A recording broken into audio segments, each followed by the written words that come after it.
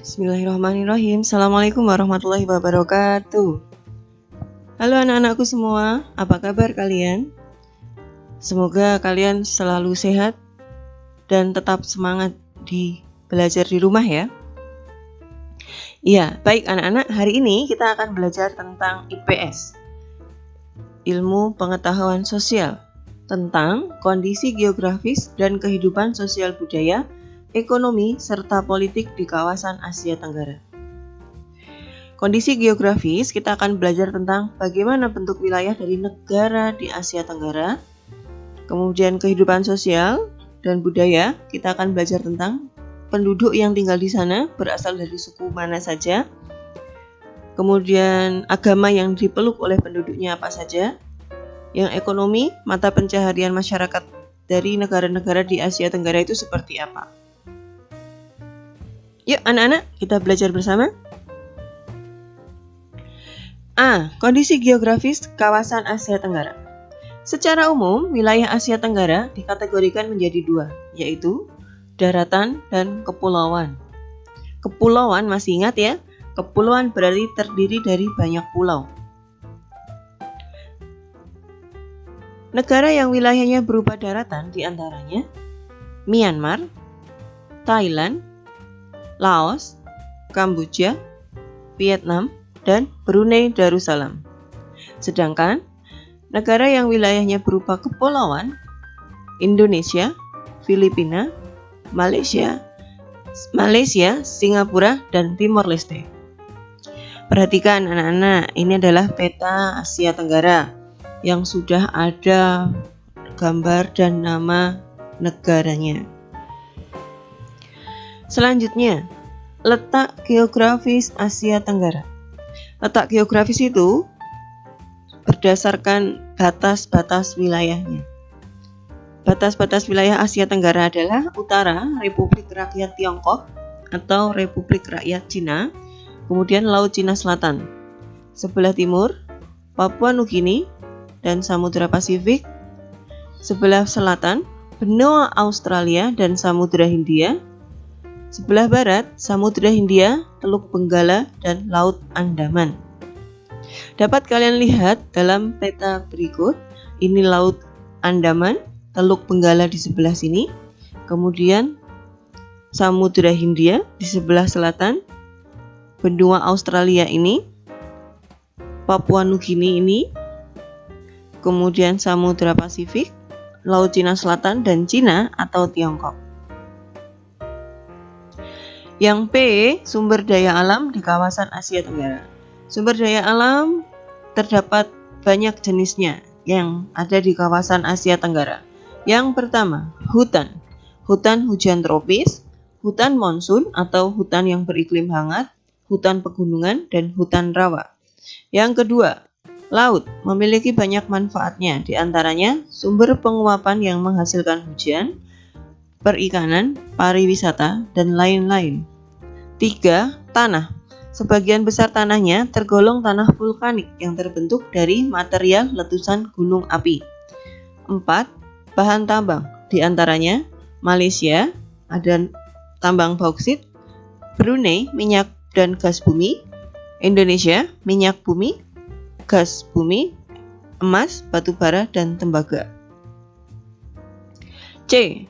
Negara-negara di kawasan Asia Tenggara. Ada 11 negara ya anak-anak di kawasan Asia Tenggara. 1. Indonesia, 2. Singapura, 3. Thailand, 4. Malaysia, 5. Filipina, 6. Brunei Darussalam, 7. Kamboja, 8. Laos, 9. Vietnam, 10. Myanmar, 11. Timor Leste. Kita akan bahas satu persatu mengenai keadaan alam, kondisi geografis, kemudian kondisi sosial, dan kegiatan ekonominya.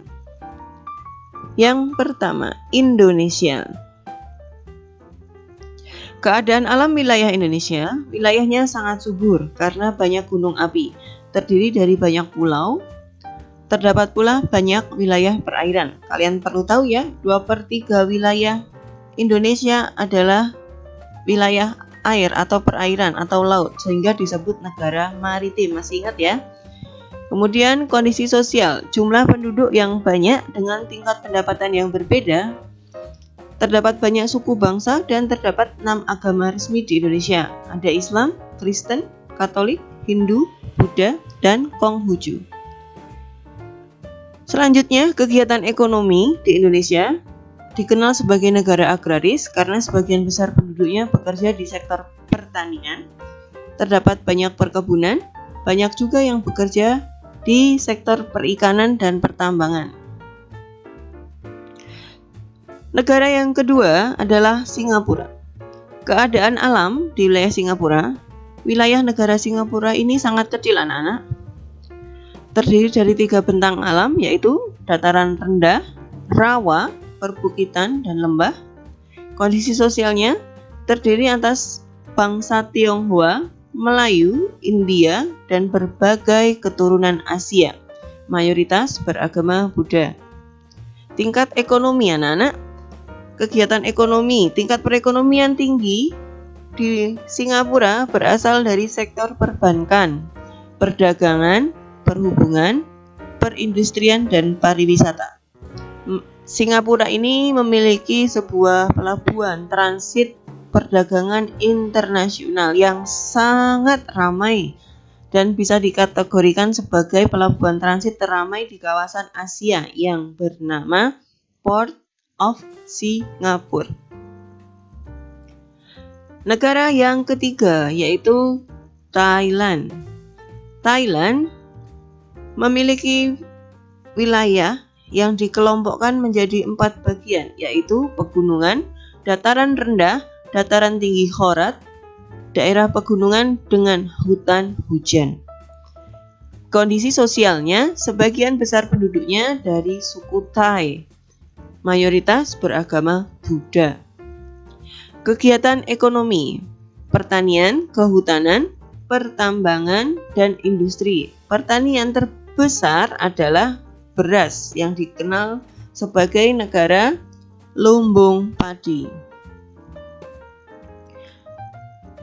Malaysia. Keadaan alam Malaysia, wilayah barat dan wilayah timur, atau Malaysia Barat dan Malaysia Timur. Malaysia Timur ini ada di Pulau Kalimantan ya anak-anak. Letaknya di sebelah utara Provinsi Kalimantan Utara. Kemudian wilayah Malaysia berupa pegunungan dan dataran rendah. Kondisi sosialnya, suku bangsa terbanyak Melayu, Tionghoa, dan India. Mayoritas beragama Islam. Kegiatan ekonomi yang utama di bidang pertanian, pertambangan, bauksit, biji besi, timah, perdagangan, dan perindustrian yang menghasilkan barang dari baja serta elektronik. Perhatikan, selanjutnya ini adalah Filipina. Keadaan alam Filipina berbentuk kepulauan dan termasuk daerah di jalur pegunungan Sirkum Pasifik. Sehingga wilayah negara Filipina banyak terdapat gunung berapi yang masih aktif seperti di Indonesia. Kondisi sosialnya, penduduk asli dari negara Filipina adalah orang Aeta. Suku bangsa yang lain ada Tagalog, Cebu, Ilocano. Mayoritas penduduknya beragama Katolik. Kegiatan ekonomi di Filipina anak-anak bertani, tebu, kelapa, padi, dan pisang. Negara Filipina mendapat julukan Home of the Green Revolution karena keberhasilan dalam pembangunan di sektor pertanian. Negara yang selanjutnya adalah Brunei Darussalam. Keadaan alam di Brunei Darussalam, letaknya di Pulau Kalimantan, lebih tepatnya di sebelah utara Provinsi Kalimantan Utara. Wilayahnya terdiri dari dataran rendah, rawa, pantai, dan perbukitan.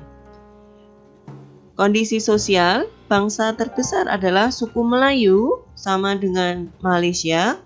Bangsa yang lain yang tinggal di Brunei adalah Tionghoa dan ada suku Dayak dari Kalimantan. Mayoritas beragama Islam. Kegiatan ekonomi dikenal sebagai pengekspor minyak bumi dan gas alam. Selanjutnya, Kamboja. Keadaan alam di Kamboja, wilayahnya terdiri dari dataran rendah dan pegunungan. Wilayah Kamboja ini terletak di semenanjung Indochina. Kondisi sosial masyarakat Kamboja, mayoritas penduduknya merupakan suku Khmer. Sebagian besar penduduknya memeluk agama Buddha. Kegiatan ekonomi negara Kamboja didominasi oleh pertanian. Jadi banyak warga atau penduduknya yang bermata pencaharian utama bertani.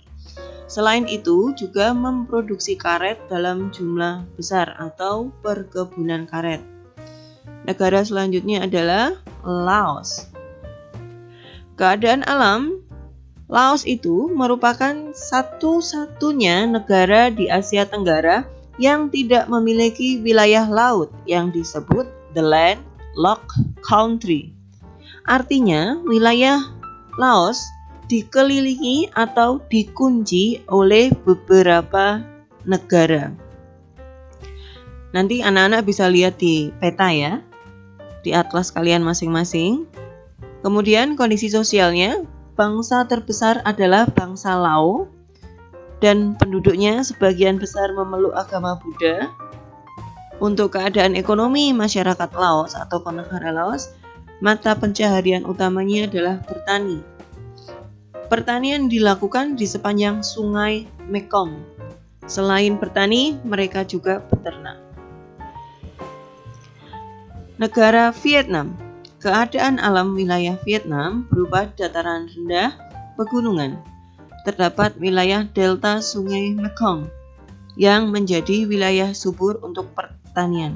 Perlu anak-anak ketahui, sungai Mekong ini sungai yang terpanjang di Asia yang mengalir dari Cina hingga ke wilayah Asia Tenggara. Kondisi sosial Vietnam, mayoritas berasal dari suku Vietnam dan beragama Buddha. Kegiatan ekonomi, sebagian besar bertani padi, kemudian ada industri tekstil dan semen, serta pertambangan emas. Negara Myanmar. Keadaan alam yang terdapat di wilayah Myanmar berupa pegunungan yang merupakan bagian dari pegunungan Himalaya. Pegunungan Himalaya adalah pegunungan tertinggi di dunia. Yang perlu kalian ketahui bahwa pegunungan Himalaya itu puncak tertingginya ada di Nepal, tapi bagian dari pegunungannya terdapat di Myanmar. Dan dataran rendah yang dialiri oleh Sungai Irrawaddy. Dataran rendah yang dialiri Sungai Irrawaddy adalah keadaan alam yang ada di Myanmar.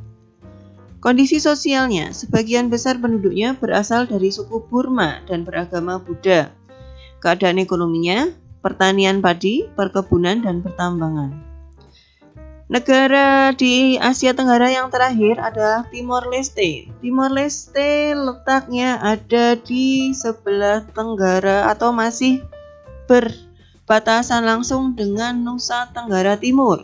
Karena wilayah Timor Leste ini dulu pernah menjadi salah satu provinsi di Indonesia. Dulunya bernama Timor Timur.